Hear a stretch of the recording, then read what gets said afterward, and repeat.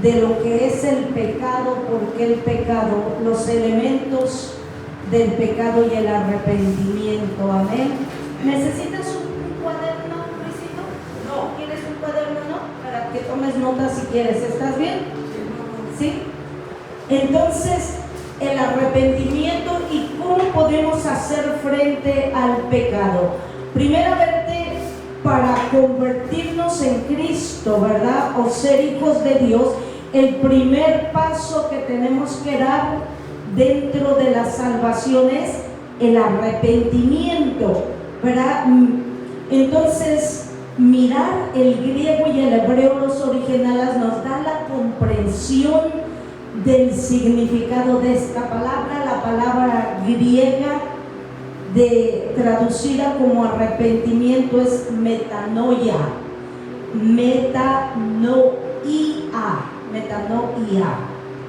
la cual significa en otras palabras significa tener otra opinión o cambiar de curso después de una mayor comprensión. Quiere decir, yo iba caminando sobre este camino, pero me vino una mayor comprensión, un mayor entendimiento. ¿Y qué hice? Di la vuelta y empecé a caminar en la dirección correcta. Eso es arrepentimiento. Amén. Entonces, también significa cambiar de curso. O sea, arrepentimiento es yo iba hacia un precipicio, pero algo me hizo cambiar de curso y en lugar de caer en ese precipicio directo a la muerte, volví atrás en la dirección correcta. Eso es arrepentimiento. Quiero que me acompañen a Mateo 4:17, por favor. Mateo 4:17. Mateo 4:17. ¿Quién dijo amén?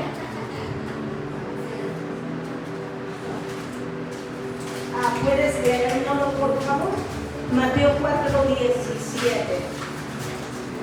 La palabra se lee en el nombre del Padre, del Hijo y del Espíritu. Desde entonces comenzó Jesús a predicar y a decir: arrepentíos, que el reino de los cielos se ha acercado. Amén. Arrepiéntanse porque el reino de los cielos, ¿qué? Se ha acercado. En otras palabras, esto quiere decir que si el reino de los cielos ya se acercó a nosotros, yo tengo que arrepentirme de pecado, ¿verdad? Para poder ser parte del reino de los cielos. Eso significa que si yo no me arrepiento, no puedo ser parte del reino de los cielos. Por eso digo arrepentirse, porque el reino de los cielos está cerca de nosotros, está cerca a una distancia que yo puedo alcanzarlo, ¿sí o no? Si está cerca, pero yo no me he arrepentido de mis pecados, no puedo ser parte de ese reino que es el reino de nuestro Señor Jesucristo. ¿Alguien puede ir, por favor? Entonces ya vimos, ¿verdad?, que la palabra arrepentimiento también significa shuv, S-H-V, que significa volver atrás.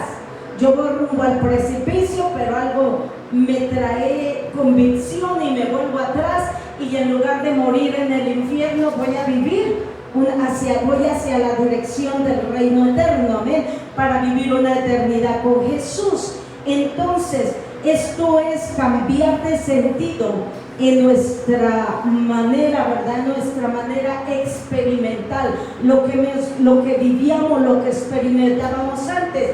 ¿Puede alguien ir, por favor, a Primera de Reyes 8:47? Primera de Reyes 8:47. Amén. ¿No puedes leerla, por favor? Y ellos volvieron en sí en la tierra donde fueron cautivos, y se convirtieron y oraron aquí en la tierra de los que los cautivaron, y dijeron: pecamos y hemos hecho lo malo y hemos cometido Esto es, podemos ver que en el Viejo Testamento, en Primera de Reyes, el pueblo hebreo estaba, ¿cómo estaba? Cautivo porque habían pecado en contra del Señor, ¿sí o no? Pero dice la palabra aquí que de repente volvieron en sí, se arrepintieron, pidieron perdón. Es como cuando dice la palabra de Dios: si mi pueblo se ¿qué? Humillare, que significa arrepentimiento. Si mi pueblo se humillare, si mi pueblo se humillare y se arrepintiere, entonces yo, dice Dios, oiré desde los cielos. Necesitamos arrepentirnos de nuestros pecados y llorar para que Dios pueda oír nuestra oración desde los cielos. Dice: y yo perdonaré ¿qué? Sus pecados. Y yo perdonaré sus pecados. ¿Y qué dice? A ver si se acuerdan. ¿Y qué? Y sanaré su tierra. ¿Cuál es tu tierra? Tu familia, tu casa, tus finanzas, tu vida familiar y espiritual. Él la puede sanar si nosotros, número 1, nos arrepentimos. Número 2, oramos. Entonces Él oye desde los cielos. ¿Por qué? Porque el arrepentimiento, ¿verdad? Y el pecar van mano a mano. Porque si yo pequé, no puedo volver al Señor si yo no me arrepiento. Entonces, siempre que hay pecado, tiene que haber arrepentimiento. Y después, oración. Y el Señor oye desde el cielo, sana nuestra tierra, amén. Él oye nuestra plegaria, nuestra oración, nos perdona y entonces, solo entonces, sana nuestra tierra cuando caminamos ¿qué? En obediencia. En obediencia. Si no hay obediencia, pues ponemos la bendición, amén. Entonces, quiero que me acompañen a Ezequiel 14:6. Hoy vamos a estar estudiando la Biblia muchísimo. Ezequiel 14:6.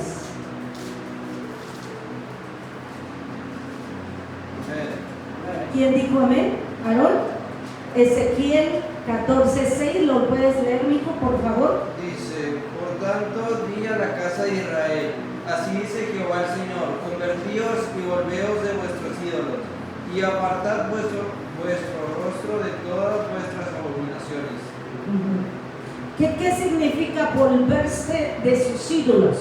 ¿Se acuerdan que dijimos arrepentimiento significa yo voy en esa dirección y me vuelvo al camino correcto? Es lo que dice, apartarse de tus ídolos, o sea, arrepiéntanse de adorar ídolos. Amén. Nuevamente vemos que Dios, en toda la Biblia, el Señor siempre habla de cuando el pueblo de Dios lo primero que tiene que hacer es arrepentirse, amén, y volver atrás, volverte en la dirección correcta. ¿Están conmigo? Entonces, la palabra arrepentimiento significa simple y sencillamente sentir pena de lo que hemos hecho o lamentar algo, pero como se puede ver, como lo acabamos de leer en términos bíblicos, tiene un significado mucho más profundo. Es arrepentirse, es el primer movimiento de un discípulo.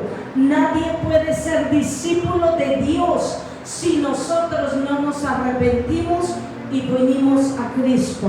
Ahora podemos ser sus discípulos. ¿Cuál es el arrepentimiento verdadero?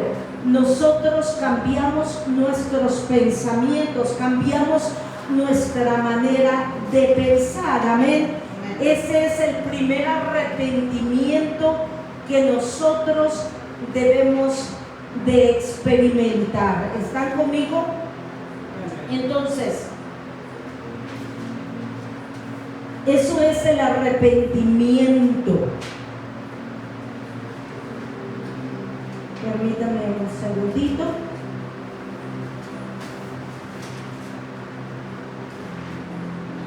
Y aquí está. Ahora, ya que sabemos sabemos que cuando hemos pecado vamos mano a mano con el arrepentimiento. Ahora vamos a ver, ya sabemos que para que nuestros pecados sean quitados tenemos que arrepentirnos. Ahora vamos a ver qué es el pecado. ¿Qué es el pecado? Qué bueno que me pregunten, porque ahora les voy a contestar. Pecar es hacer todo, simple y sencillamente. La definición no es tan complicada. Pecar es hacer todo lo que le desagrada a Dios. Todo lo que le desagrada a Dios es pecado. Y pecado es todo lo que le desagrada a Dios. Amén. Todo lo que le desagrada a Dios es pecado. Y pecado es todo lo que le desagrada a Dios.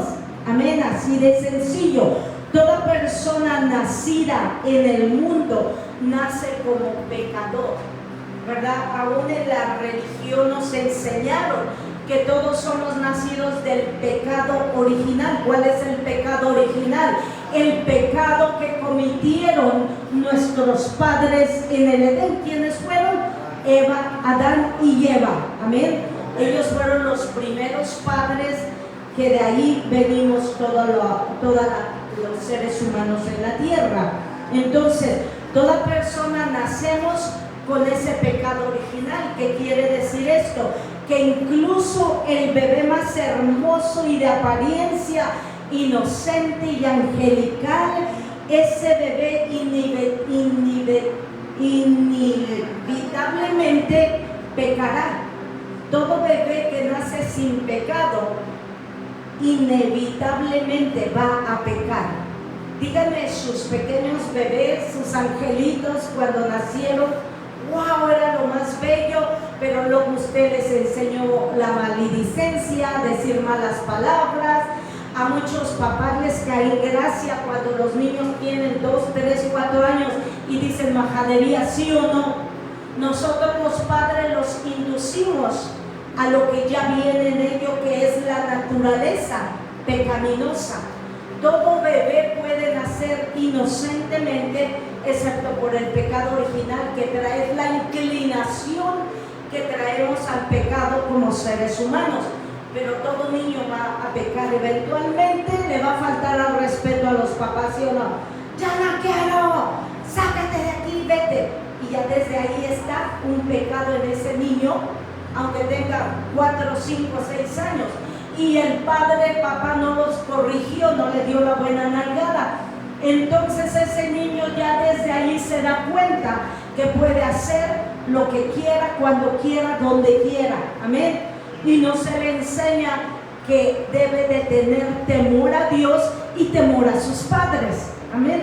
Hay niños en estos tiempos que cada vez tienen temor a sus padres, mucho menos van a tener temor a Dios, ¿sí o no? Pero no es la culpa del niño, es la culpa de los padres. Yo recuerdo un testimonio de hace muchos años, una persona que murió y fue al infierno. Y dice que allí vio a una madre y a un niño de 6 años y otro niño como de 8. Y dice que el niño le reclamaba a su mamá y le decía: por tu culpa estoy aquí en el infierno, porque habían tenido un accidente y murieron juntos.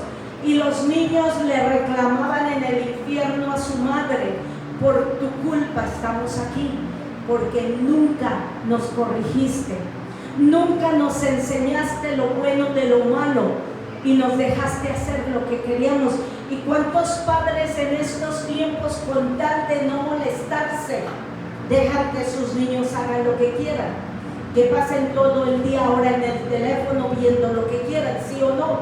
Porque ya no, ellos no quieren molestarse, no quieren esa carga, esa responsabilidad de educar a sus hijos. Entonces todo les cae de broma, todo les cae de chiste y no quieren educar y enseñar a sus hijos. Tuvieron un accidente, murieron, esta persona que fue ahí los vio y los hijos pequeños le reclamaban a la mamá demasiado tarde. ¿Por qué? Porque una vez que llegan ahí, de ahí no se puede salir. Amén. Entonces, Vamos a seguir adelante. Quiero que sepa usted que si el niño comete un pecado, es simple y sencillamente porque está expresando su naturaleza, ¿qué? Pecadora, con la cual nace. Vamos a Salmo 51, 5. Salmo 51, 5.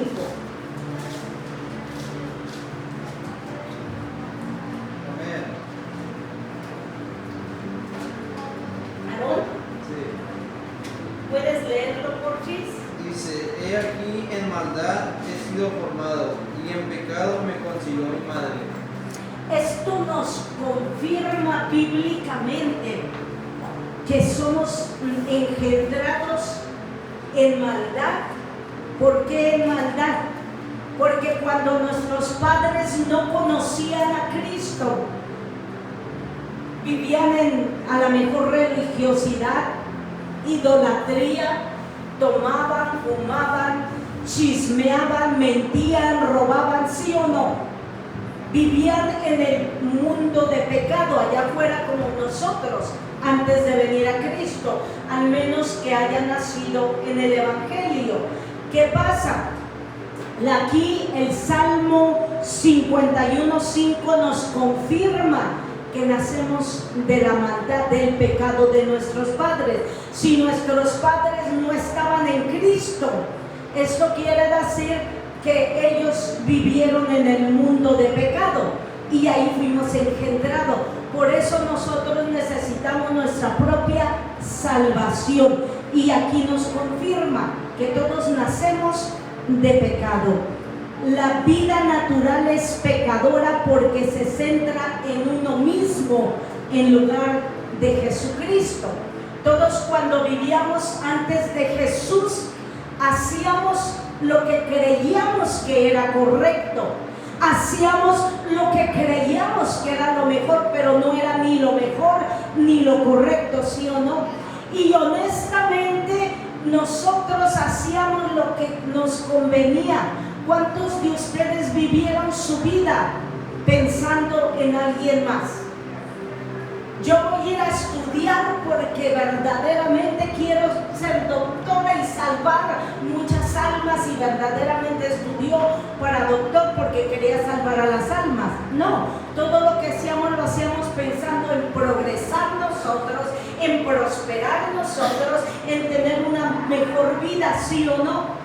Aun cuando caímos en vicios, yo tomaba porque pensaba en sentirme mejor yo, ¿sí o no?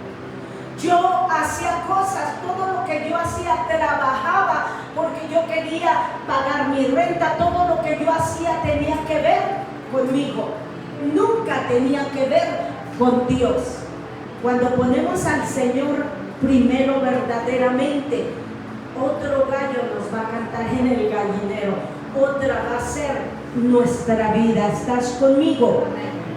Entonces, vayamos a Romanos 3:23, por favor. Cuando actuamos con naturalidad, que es la esencia del hombre, cuando lleguen ahí me dicen amén.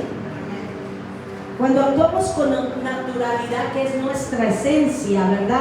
Como resultado de la naturaleza egoísta en la cual nacemos, inevitablemente, hermanos, pecamos y desagradamos a Dios.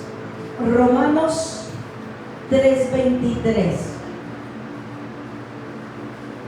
Por cuanto todos pecaron y están destituidos de la gloria de Dios.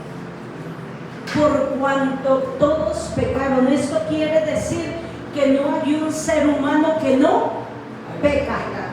Todos pecamos, todos a lo mejor seguiremos pecando, ya sea por error, porque los cristianos ya no pecamos intencionalmente, ¿verdad que no?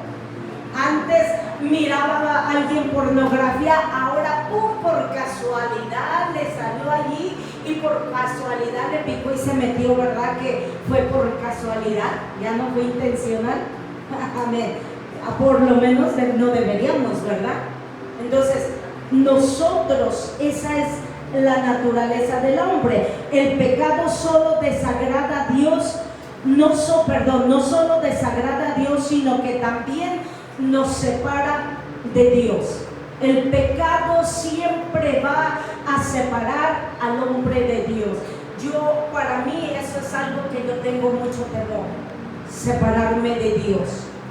Le pido al Señor sabiduría todos los días, porque el mundo puede traer cosas, porque el diablo está a la mano, a la orden para desanimarnos, para engañarnos, para que seamos rebeldes, para que hagamos las cosas como yo quiero y no entiendo y somos tercos, y ya vimos que eso no funciona y seguimos cayendo y cayendo y cayendo.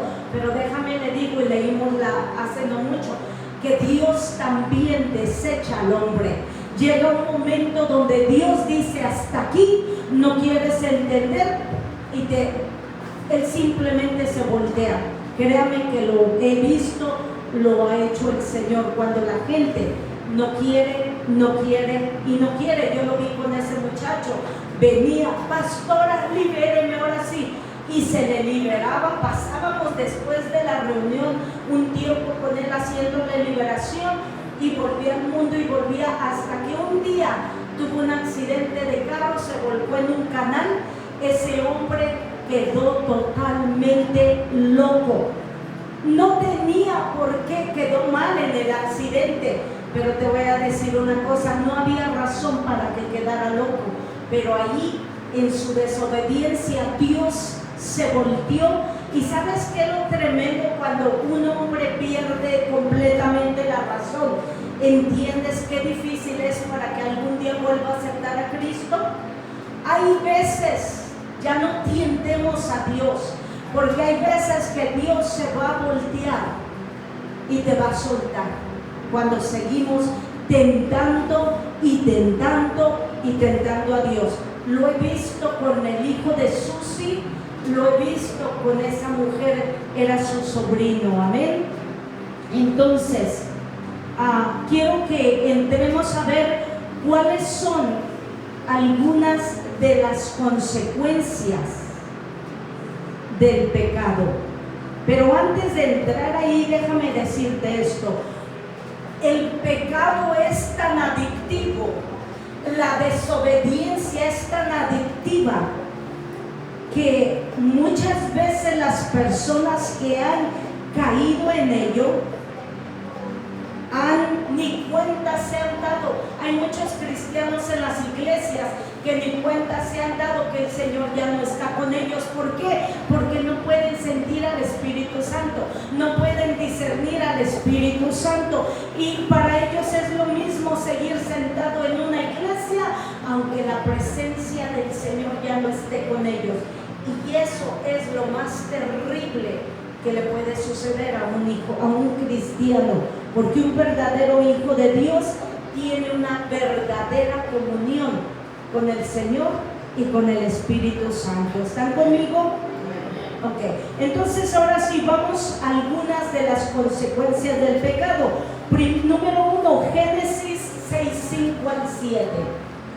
Génesis 6, 5 al 7.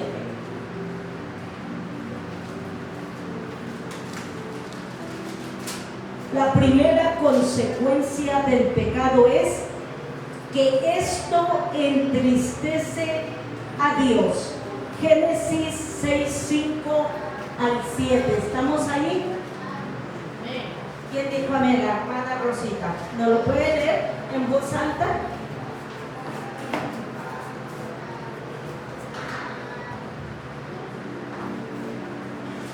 Se arrepintió de haber hecho al ser humano en la tierra, le dolió en el corazón.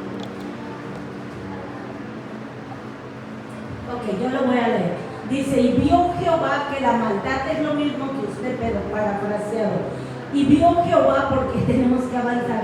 Y vio Jehová que la maldad de los hombres era mucha en la tierra. Yo le ayudo, mi niña hermosa, no se preocupe, para irnos. Dice: vio que la maldad de la tierra era mucha, y que todo designio de los pensamientos del corazón de ellos era de continuo, ¿qué? el mal. Y se arrepintió Jehová de haber hecho al hombre en la tierra, y le dolió en su corazón. Y dijo Jehová: raeré de sobre la faz de la tierra los hombres que he creado, desde el hombre hasta la bestia y hasta el reptil y las aves del cielo, pues me arrepiento de haberlos hecho. ¡Qué tremendo! Y la Biblia dice que en los últimos tiempos será como en los tiempos de Noé. Cuando en los tiempos de Noé el Señor se arrepintió de haber hecho al hombre. Y si usted cree que el Señor no se vuelve contra el hombre, hoy vengo a decirles: cuando de continuo su conducta es hacer el mal y no arrepentirse verdaderamente, llega el juicio. Y esto es individual. Y dice que se arrepintió de haber hecho al hombre. ¿Sabían ustedes que la Biblia dice que en los últimos tiempos, que son los que estamos viviendo, la Biblia dice que estamos viviendo tiempos como los tiempos de Noé? Pero Dios había hecho una promesa y como consecuencia de esa promesa nos regaló un arco iris diciendo: nunca más he de destruir al hombre con agua. ¿Sí o no? Jamás volveré a destruir al hombre con agua. Por lo tanto, no va a volver a inundar la tierra completa. Pero sí Dios va a traer diferente tipo de juicio a la tierra. Y quiero decirles, ese juicio ya viene mucho más pronto de lo que nos imaginamos. Hombre, mujer, no pierdas tu tiempo en cosas vanas. Gasta tu tiempo en las cosas que nos van a acercar a Dios, porque van a venir pronto tiempos difíciles. Escucha lo que te digo, y que el Espíritu de Dios ayude a escuchar lo que Dios está hablando en este lugar y en todos los lugares de la tierra donde hay un siervo de Dios.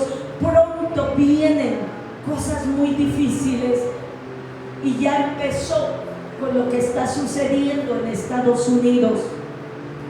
Y la persecución, estaba viendo un video que yo lo había visto cuando hace muchos años yo estaba en California.